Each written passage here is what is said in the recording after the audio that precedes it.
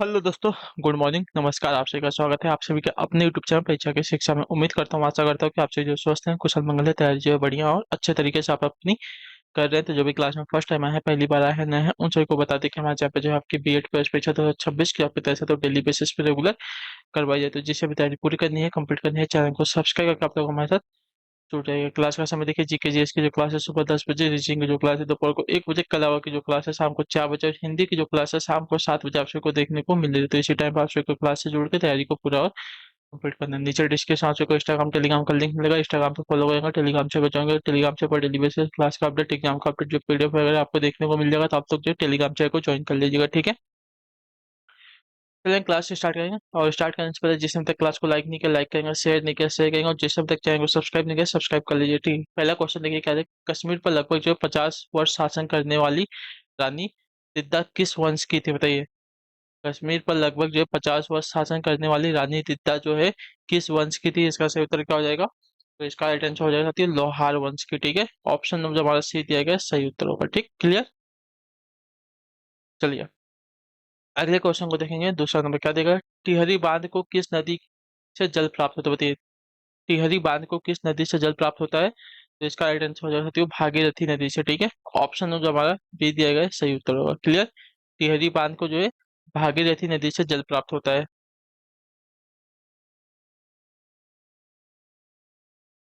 अगला क्वेश्चन आपका तीसरा नंबर दिया गया है। किस मराठा शासक के शासनकाल को जो है पेशवाओं के शासनकाल के नाम से जो है जाना जाता है, बताइए।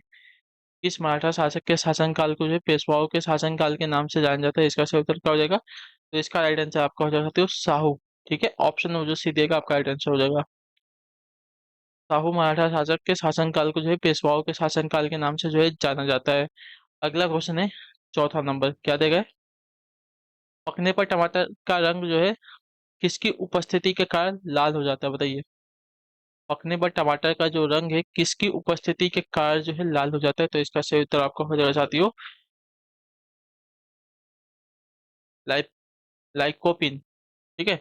इसकी उपस्थिति के कारण ऑप्शन जो हमारा दिया गया बी वाला विकल्प आपका राइट आंसर होगा। पकने पर टमाटर का रंग जो है लाइकोपिन की उपस्थिति का कारण लाल हो जाता है। ऑप्शन नंबर हमारा बी राइट होगा। पांचवा नंबर है तुगलकनामा के रचनाकार का नाम क्या है, बताइए। तुगलकनामा के रचनाकार का क्या नाम है, तो तुगलकनामा के रचनाकार का नाम है हमारा अमीर खुसरो, ठीक है। ऑप्शन नंबर जो सी दिया गया सही उत्तर हो जाएगा। चलिए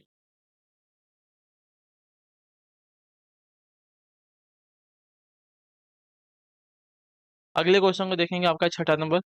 किस राज्य को भारत का अन्न भंडार कहा जाता है, बताइए। किस राज्य को भारत का अन्न भंडार कहा जाता है, तो इसका सही उत्तर आपका हो जाएगा साथ यहाँ पे पंजाब को, ठीक है। ऑप्शन नंबर जो ए दिया गया है राइट आंसर हो जाएगा। पंजाब को जो है भारत का अन्न भंडार कहा जाता है।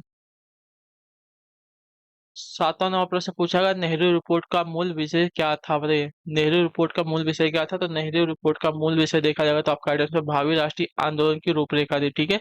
ऑप्शन नंबर जो आपका बी दिया गया है, सही उत्तर होगा।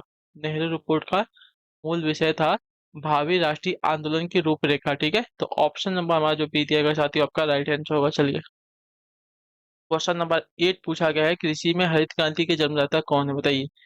कृषि में हरित क्रांति के जन्मदाता कौन है, तो आपका राइट आंसर होगा डॉक्टर नॉर्मन बोरलॉग, ठीक है। ऑप्शन नंबर हमारा सी राइट होगा। कृषि में हरित क्रांति के जन्मदाता आपके डॉक्टर नॉर्मन बोरलॉग है, तो ऑप्शन नंबर सी हमारा सही उत्तर हो जाएगा। चलिए अगले क्वेश्चन को देखेंगे, आपका क्वेश्चन नंबर 9 पूछा गया है। हिंदू तथा मुसलमान एक सुंदर वधु अर्थात भारत की दो आंखें हैं, यह कथन किसका, बताइए। हिंदू तथा मुसलमान एक सुंदर वधु अर्थात भारत की दो आंखें, यह कथन किसका है। तो यह कथन जो दिया गया था साथियों सर सैयद अहमद खान का था, ठीक है। ऑप्शन जो हमारा दिया गया है बी वाला विकल्प आपका राइट आंसर हो जाएगा, ठीक, क्लियर। अगले क्वेश्चन को देखेंगे, आपका 10वां नंबर है। आदम चोटी किस देश में स्थित है, बताइए। आदम चोटी जो है किस देश में स्थित है, इसका सही उत्तर क्या हो जाएगा। तो इसका राइट आंसर हो जाएगा ऑप्शन नंबर बी श्रीलंका, ठीक है। आदम चोटी जो है श्रीलंका में स्थित है। क्वेश्चन नंबर 11 आपका देखिए क्या दिया गया है, ध्यान से देखिएगा, बताइएगा। राइट आंसर किस रंग की तरंग दैर्ध्य सबसे कम होती है, बताइए। किस रंग की तरंग दैर्ध्य सबसे कम होती है, तो इसका सही उत्तर आपका हो जाएगा तो बैगनी की, ठीक है। ऑप्शन नंबर जो आपका ए दिया गया राइट आंसर बैगनी की, मतलब बैगनी रंग की तरंग दैर्ध्य जो है सबसे कम होती है, क्लियर।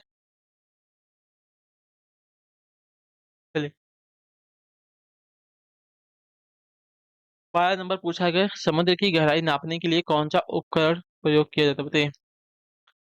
समुद्र की गहराई नापने के लिए कौन सा उपकरण जो है प्रयोग किया जाता है, इसका सही उत्तर करो तो इसका राइट आंसर आपका हो जाता है फेदोमीटर का, ठीक है। ऑप्शन नंबर हमारा जो बी दिया गया राइट आंसर, समुद्र की गहराई नापने के लिए फेदोमीटर का उपयोग किया जाता है। क्वेश्चन नंबर आपका है 13, बताइएगा सही उत्तर का। न्यूक्लियॉन नाम सामान्यतः किसके लिए है, बताइए। न्यूक्लियॉन नाम जो है सामान्यतः किसके लिए है, तो यह नाम जो है सामान्यतः है साथियों हमारा प्रोटॉन और न्यूट्रॉन के लिए, ठीक है। ऑप्शन नंबर जो हमारा बी दिया गया राइट आंसर, न्यूक्लियॉन नाम सामान्यतः जो है प्रोटॉन और न्यूट्रॉन के लिए उपयोग किया जाता है। चलिए क्वेश्चन नंबर आपका 14 ध्यान से देखिएगा, बताइएगा राइट आंसर, मुगल काल की राज की भाषा थी क्या, बताइए। मुगल काल की राज की भाषा क्या थी, तो मुगल काल की राज की भाषा उर्दू थी। ऑप्शन नंबर हमारा जो ए दिया गया है राइट आंसर हो जाएगा, ठीक है। मुगल काल की राजकीय भाषा उर्दू थी।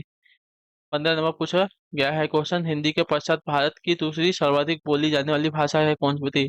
हिंदी के पश्चात भारत की दूसरी सर्वाधिक बोली जाने वाली भाषा कौन सी है, तो यह भाषा जो है हमारी बांग्ला है, ठीक है। ऑप्शन जो हमारा सही दिया गया है सही, तो हिंदी के पश्चात भारत की दूसरी सर्वाधिक बोली जाने वाली भाषा आपकी बांग्ला हो जाएगी।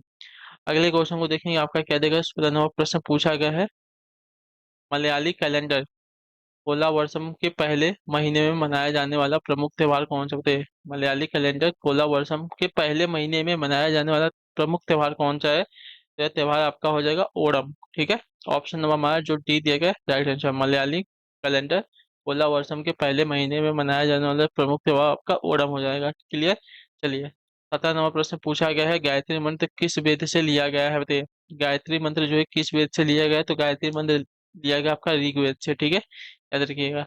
गायत्री मंत्र जो है ऋग्वेद से लिया गया है, तो ऑप्शन नंबर हमारा ए राइट हो जाएगा। चलिए 18 नंबर प्रश्न पूछा गया है, भारत की सबसे छोटी स्थलीय सीमा किस देश के साथ लगती है, बताइए। भारत की सबसे छोटी स्थलीय सीमा जो है किस देश के साथ लगती है, तो आपका राइट आंसर हो जाती है भूटान के साथ, ठीक है। ऑप्शन नंबर हमारा जो डी दिया गया राइट आंसर है, भारत की सबसे छोटी स्थलीय सीमा भूटान देश के साथ लगती है। 19वां प्रश्न पूछा गया है, स्टेनलेस स्टील को बनाने में आयरन के साथ कौन सी महत्वपूर्ण धातु का जो है प्रयोग किया जाता है। स्टेनलेस स्टील को बनाने में आयरन के साथ कौन सी महत्वपूर्ण धातु का जो है प्रयोग किया जाता है, तो इसका सही उत्तर आपका हो जाएगा साथी आपका क्रोमियम का, ठीक है। ऑप्शन नंबर हमारा दिया गया है बी वाला विकल्प आपका राइट आंसर हो जाएगा। चलिए अगले क्वेश्चन को देखेंगे, आपका है 20 नंबर, श्री राम की सेना के दो अभियंता वानरों के नाम क्या थे, बताइए। श्री राम की सेना के दो अभियंता वानरों के नाम क्या थे, तो इसका राइट आंसर आपका हो जाता है नल और नील, ठीक है। ऑप्शन जो डी दिया गया राइट आंसर होगा। अगले क्वेश्चन को देखेंगे, आपका 21 21 नंबर, श्री कृष्ण ने पांडवों के लिए दुर्योधन से क्या मांगा था, बताइए। श्री कृष्ण ने पांडवों के लिए दुर्योधन से क्या मांगा था, तो श्री कृष्ण ने पांडवों के लिए दुर्योधन से सिर्फ 5 गांव मांगे थे, ठीक है। ऑप्शन जो आपका सी दिया गया है सही उत्तर हो जाएगा, ठीक, क्लियर। चलिए अगले क्वेश्चन को देखेंगे, आपका साथियों है 22 नंबर, शिव समुद्र जलप्रपात किस नदी पर स्थित है, बताइए। शिव समुद्र जलप्रपात जो है किस नदी पर स्थित है, इसका सही उत्तर क्या हो जाएगा।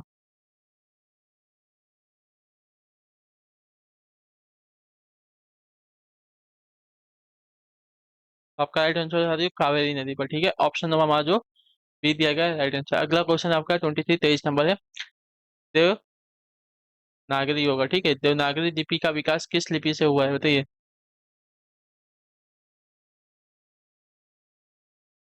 देवनागरी लिपि का जो विकास है किस लिपि से हुआ है, तो इसका सही उत्तर आपका हो जाएगा साथियों आपका ब्राह्मी लिपि से, ठीक है। ऑप्शन नंबर हमारा बी सही उत्तर। चलिए अगले क्वेश्चन को देखते हैं, आपका है 24 नंबर, भारत भारती काव्य के रचयिता का नाम क्या है, बताइए। भारत भारती काव्य के रचयिता का नाम क्या है,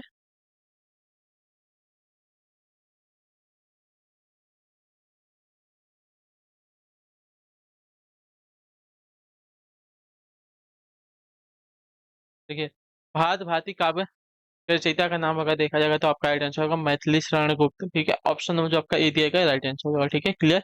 चलिए आखिरी क्वेश्चन आज की क्लास है, वह प्रथम गुप्त शासक कौन था जिसने परम भागवत की उपाधि धारण की थी, बताइए।